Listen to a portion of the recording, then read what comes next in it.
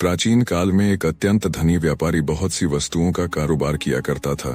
यद्यपि प्रत्येक स्थान पर उसकी कोठियां गुमाश्ते और नौकर चाकर रहते थे, तथापि वह स्वयं भी व्यापार के लिए देश विदेश की यात्रा किया करता था। एक बार उसे किसी विशेष कार्य के लिए अन्य स्थान पर जाना पड़ा। वह अकेला घोड़े पर बैठकर चल दिया। गंतव्य स्थान पर खाने पीने को कुछ नहीं मिलता था, इसलिए उसने एक खुर्जी में कुलचे और खजूर भर लिए। काम पूरा होने पर वह वापस लौटा। चौथे दिन सवेरे अपने मार्ग से कुछ दूर सघन वृक्षों के समीप एक निर्मल तराग देखकर उसकी विश्राम करने की इच्छा हुई। वह घोड़े से उतरा और तालाब के किनारे बैठकर कुलचे और खजूर खाने लगा। जब पेट भर गया तो उसने जगह साफ करने के लिए खजूरों की गुठलियां इधर उधर फेंक दी और आराम करने लगा। इतने में उसे एक महाभयंकर दैत्य अपनी ओर बड़ी सी तलवार खींचे आता दिखाई दिया। पास आकर दैत्य क्रोध से गरज कर बोला, इधर आ, तुझे मारूंगा। व्यापारी उसका भयानक रूप देखकर और गर्जन सुनकर कांपने लगा और बोला, स्वामी, मैंने क्या अपराध किया है कि आप मेरी हत्या कर रहे हैं? दैत्य ने कहा, तूने मेरे पुत्र की हत्या की है, मैं तेरी हत्या करूंगा। व्यापारी ने कहा, मैंने तो आपके पुत्र को देखा भी नहीं, मैंने उसे मारा किस तरह? दैत्य बोला, क्या तू अपना रास्ता छोड़कर इधर नहीं आया क्या? तूने अपनी झोली से निकालकर खजूर नहीं खाए और उनकी गुठलियां इधर उधर नहीं फेंकी? व्यापारी ने कहा, आपकी बातें ठीक हैं, मैंने ऐसा ही किया है।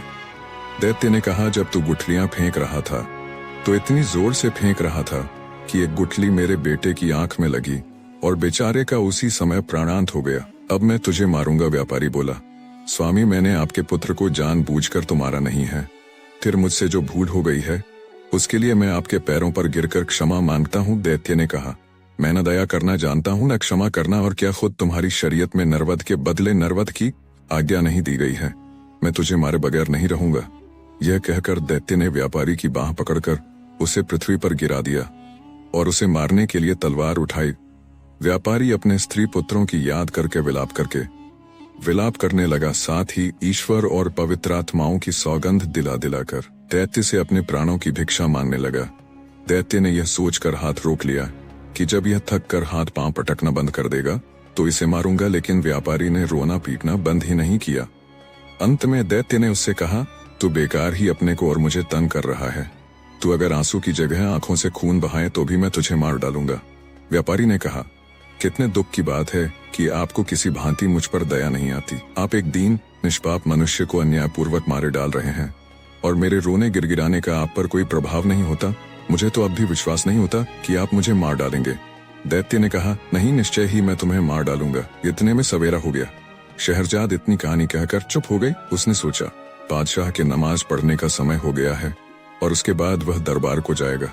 दुनियाजाद ने कहा, बहन, यह कितनी अच्छी कहानी थी। शहरजाद बोली, तुम्हें यह कहानी पसंद है? अभी तो कुछ नहीं, आगे तो और भी आश्चर्यप्रद है। तुम सुनोगी तो और भी खुश होगी। अगर बादशाह सलामत ने आज मुझे जीवित रहने दिया और फिर कहानी कहने की अनुमति दी तो कल रात मैं तुम्हें शेष कथा सुनाऊंगी, वरना भगवान के पास चली जाऊंगी। शहरयार को भी यह कहानी बेहद पसंद आई थी।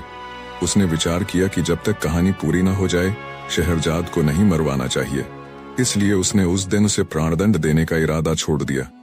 पलंग से उठकर वह नमाज पढ़ने गया और फिर दरबार में जा बैठा शोककातर मंत्री भी उपस्थित था। वह अपनी बेटी का भाग्य सोचकर सारी रात न सोया था।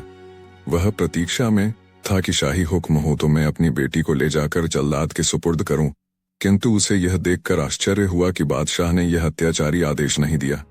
शहरयार दिन भर राजकाज में व्यस्त रहा और रात को शहरजाद के साथ सो रहा। एक घड़ी रात रहे दुनियाजाद फिर जागी और उसने बड़ी बहन से कहा कि यदि तुम सोई नहीं तो वह कहानी आगे कहो। शहरयार भी जाग गया और बोला, यह ठीक कहती है, मैं भी व्यापारी और दैत्य की कहानी सुनना चाहता हूँ, तुम कहानी को आगे बढ़ाओ। शहरजाद ने फिर कहना शुरू किया।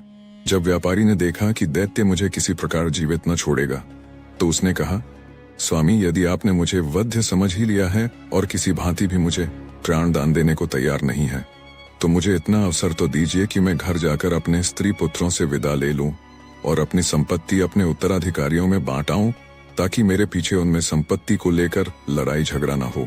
मैं प्रतिज्ञा करता हूं कि यह सब करने के बाद मैं इसी स्थान पर पहुंच जाऊंगा। उस समय आप जो ठीक समझें वह मेरे साथ करें। दैत्य ने कहा, यदि मैं तुम्हें घर जाने दूं और तुम वापस ना आओ फिर क्या होगा? व्यापारी बोला, मैं जो कहता हूं उससे फिरता नहीं। फिर भी यदि आपको विश्वास न हो तो मैं उस भगवान की जिसने पृथ्वी आकाश आदि सब कुछ रचा है, सौगंध खाकर कहता हूँ कि मैं घर से स्थान पर अवश्य वापस आऊंगा।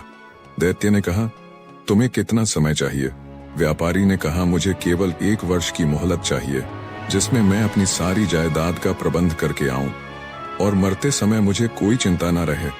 मैं प्रतिज्ञा करता हूं कि वर्षोपरांत मैं इसी स्थान पर आकर स्वयं को आपके सुपुर्द कर दूं।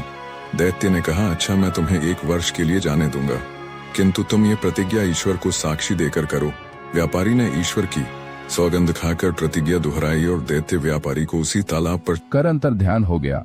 व्यापारी अपने घोड़े पर सवार होकर घर को चल दिया। रास्ते में व्यापारी की अजीब हालत रही। कभी तो वह इस बात से प्रसन्न होता कि वह अभी तक जीवित है, और कभी 1 वर्ष बाद की निश्चित मृत्यु पर शोकातुर हो उठता था। जब वह घर पहुंचा तो उसकी पत्नी और बंधु बांधव उसे देखकर प्रसन्न हुए, किंतु वह उन लोगों को देखकर रोने लगा। वे लोग उसके विलाप से समझे कि उसे व्यापार में कोई भारी घाटा हुआ है या कोई और प्रिय वस्तु उसके हाथ से निकल रही है, जिससे उसका धैर्य जाता रहा है। जब व्यापारी का चित्त संभला और उसके आंसू थमे तो उसकी पत्नी ने कहा, हम लोग तो तुम्हें देखकर प्रसन्न हुए हैं, तुम क्यों इस तरह रोध हो रहे हो? व्यापारी ने कहा, रोंध हो नहीं तो और क्या करूं, मेरी जिंदगी 1 ही वर्ष की और है। फिर उसने सारा हाल बताया और दैत्य के सामने ईश्वर को साक्षी देकर की गई अपनी प्रतिज्ञा का वर्णन किया। यह सारा हाल सुनकर वे सब भी रोने पीटने लगे। विशेषतः उसकी पत्नी सिर पीटने और बाल नोचने लगी, और उसके लड़के बच्चे ऊंचे स्वर में विलाप करने लगे। वह दिन रोने पीटने ही में बीता। दूसरे दिन से व्यापारी ने अपना सांसारिक कार्य आरंभ कर दिया। उसने सबसे पहले अपने ऋणदाताओं का धन वापस किया। उसने अपने मित्रों को बहुमूल्य भेंटें दी, फकीरों साधुओं को जी भर कर दान किया, बहुत से दास दासियों को मुक्त किया। उसने अपनी पत्नी को यथेष्ट धन दिया, अवयस्क बेटे बेटियों के लिए अभिभावक नियुक्त किए और संतानों में संपत्ति को बांट दिया। इन सारे प्रबंधों में 1 वर्ष बीत गया और वह अपनी प्रतिज्ञा निभाने के लिए दुखी मन से चल दिया। अपने कफन दफन के खर्च के लिए उसने कुछ रुपया अपने साथ रख लिया।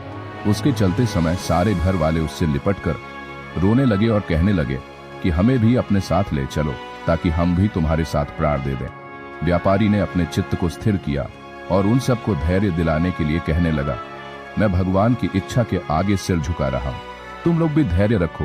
ये समझ लो कि एक दिन सभी की मृत्यु होनी है, मृत्यु से कोई भी नहीं बच सकता, इसलिए तुम लोग धैर्य पूर्वक अपना काम करो। अपने सगे संबंधियों से विदा लेकर व्यापारी चल दिया और कुछ समय के बाद उस स्थान पर पहुंच गया जहां उसने दैत्य से मिलने को कहा था। वह घोड़े से उतरा और तालाब के किनारे बैठकर दुखी मन से अपने हत्यारे दैत्य की राह देखने लगा। इतने में एक वृद्ध पुरुष एक हिरनी लिए हुए आया और व्यापारी से बोला, तुम इस निर्जन स्थान में कैसे आ गए? क्या तुम नहीं जानते कि बहुत से मनुष्य धोखे से इसे अच्छा विश्राम स्थल समझते हैं और यहाँ आकर दैत्यों के हाथों भांति भांति के दुख पाते हैं? व्यापारी ने कहा, आप ठीक कहते हैं, मैं भी इसी धोखे में पड़कर एक दैत्य का शिकार होने वाला हूँ। यह कहकर उसने बूढ़े को अपना सारा वृत्तांत बता दिया। बूढ़े ने आश्चर्य से कहा, यह तुमने ऐसी बात बताई जैसी संसार में अब तक किसी ने नहीं सुनी होगी। तुमने ईश्वर की जो सौगंध खाई थी उसे पूरा करने में प्राणों की भी चिंता नहीं, कि तुम बड़े सत्यवान हो और तुम्हारी सत्यनिष्ठा की जितनी प्रशंसा की जाए कम है। अब मैं यहाँ ठहर कर देखूंगा कि दैत्य तुम्हारे साथ क्या करता है। वे आपस में वार्तालाप करने लगे। इतने ही में एक और वृद्ध पुरुष आया जिसके हाथ में रस्सी थी और 2 काले कुत्ते उस रस्सी से बंधे हुए थे। वह उन दोनों से उनका हालचाल पूछने लगा।